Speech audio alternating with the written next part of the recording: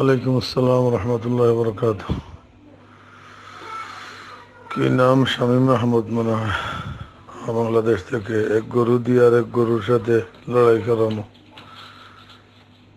এটা সম্পূর্ণ হারাম। 3 কারণে হারাম। প্রথমত, এই কাজের জন্য যে মালটা ব্যয় করা হয়, যে গরুটা কিনা হয়, এইটাকে এই কাজের জন্য লালন পালন করতে যে টাকাটা ব্যয় করা হয়, এটা সম্পূর্ণ একটা বেকার কাজে। এটার মধ্যে না দুনিয়ার কোনো ফায়দা, না দিনের কোনো ফায়দা। একটা একটা একটা কারণ হলো হারাম হওয়ার।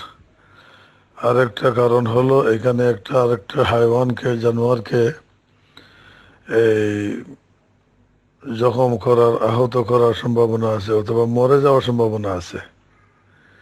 এই কারণেও হারাম। আরেকটা কারণ হলো, যদি এইটার মধ্যে এই থাকে, বাজি ধরা থাকে, পুরস্কার থাকে, যেটা বিজয়ী হবে ও পুরস্কৃত হবে, তো এইটাই জুয়ার অন্তর্ভুক্ত। এই কারণেও হারাম।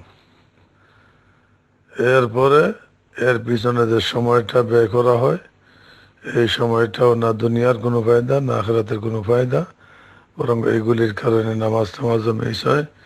এইসব কারণে এই গরু দিয়ে লড়াই করানো, মোরগ দিয়ে লড়াই করানো, এগুলি হারাম। আর কিয়ামতের দিন যদি, হায়ওয়ানরা তো মুকাল্লাফ না, এদের কোনো শরীয়ত নাই, কিন্তু কিয়ামতের দিন যদি যেই হায়ওয়ানের লম্বা শিং ছিল আর যার শিং ছিল না, তাকে যদি দুনিয়া এসে করে থাকে, তার উপরে আক্রমণ করে থাকে, জুলুম করে থাকে, কিয়ামতের দিন ওটার বদলা নেওয়ার সুযোগ করে দিবেন আল্লাহ রাব্বুল আলামিন, যেটা শিং ছিল না সেটাকে।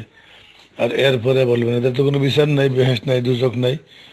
বলবেন কুনু তুরাবা, তোমরা মাটি হয়ে যাও। এইটা শুনেই তো কাফিররা বলবে ইয়া লাইতানি কুনতু তুরাবা। আল্লাহু আলাম।